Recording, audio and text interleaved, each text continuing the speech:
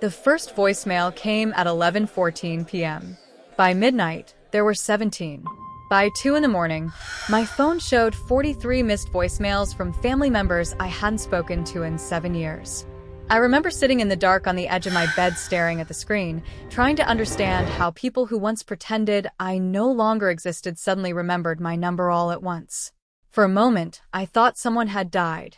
Then I listened to the messages. My younger cousin Lily sounded hysterical in the first one. She kept saying, "Please call us back before this gets worse." My Aunt Rebecca cried through another voicemail about how the family was falling apart. My older brother Daniel left 6 separate messages, each angrier than the last, demanding I answer immediately because this situation concerns you too. That part made me laugh quietly. Nothing had concerned me for 7 years. Not when my father publicly accused me of abandoning the family business after I refused to participate in his tax fraud scheme. Not when my mother stood silently beside him while relatives treated me like some selfish criminal during holiday dinners. And definitely not when Daniel took over my position at the company 2 weeks after I left home. Back then, I was 26 and still naive enough to believe truth mattered. I discovered the fraud accidentally while managing bookkeeping records for our family construction company. At first, I convinced myself there had to be an explanation for the hidden cash payments and falsified invoices. There wasn't. When I confronted my father privately, he acted offended that I even questioned him. Then he calmly explained that every business adjusts numbers sometimes and told me to stop overreacting. But things escalated quickly after I refused to sign financial documents connected to the scheme. Suddenly, my father started telling relatives I was unstable and emotionally resentful. My mother begged me not to destroy the family over technical financial issues. Daniel accused me of being jealous because he was being trusted with more responsibility. The worst part was realizing they all knew the truth. They just wanted my silence more than my honesty. The night I walked away from them, my father told me if I left, I shouldn't expect to come back. So I didn't. I changed my number, moved states away, and built an entirely different life. It wasn't easy in the beginning. I worked temporary office jobs while finishing accounting certifications at night. Eventually, I started consulting for small businesses and quietly built my own financial advisory firm. For the first time in my life, my success belonged only to me.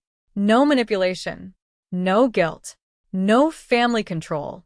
7 years passed peacefully until those voicemails arrived. I almost ignored them completely, but then I listened to the final message. It was from my mother. She sounded terrified, not emotional, not dramatic. Genuinely terrified. She whispered that federal investigators had audited the family company after an anonymous report exposed years of financial misconduct.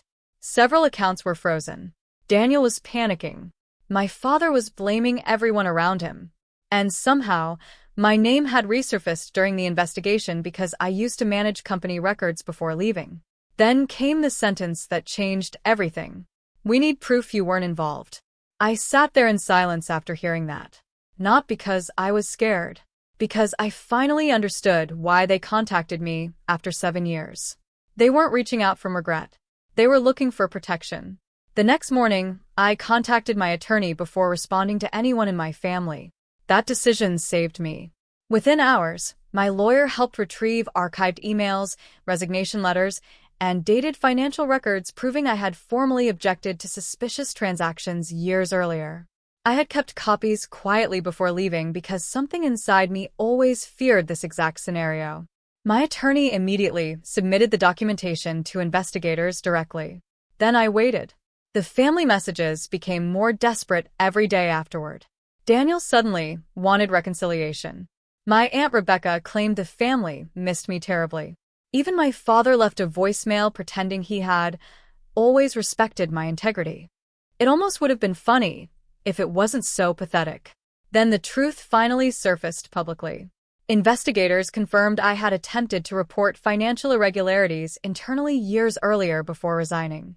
My records protected me completely. Meanwhile, evidence showed my father and Daniel continued the fraudulent practices long after I left. The fallout destroyed the company's reputation almost overnight. Relatives who once blamed me suddenly acted supportive again. Several even apologized privately for believing the lies about me all those years ago. But the moment that stayed with me most happened 3 weeks later. My mother called one final time. Her voice sounded smaller than I remembered. She asked if we could meet somewhere quietly and start over. I thought about it longer than I expected. Part of me still mourned the family I wished I had growing up. But another part finally understood something important. People who betray you often return only after consequences arrive. Not because they changed, because their options disappeared. So I declined politely. Not out of revenge. Out of peace. Because the life I built after leaving them was the first honest thing I had ever truly owned. And sometimes the strongest decision you can make is refusing to reopen doors that nearly destroyed you the first time you walked through them.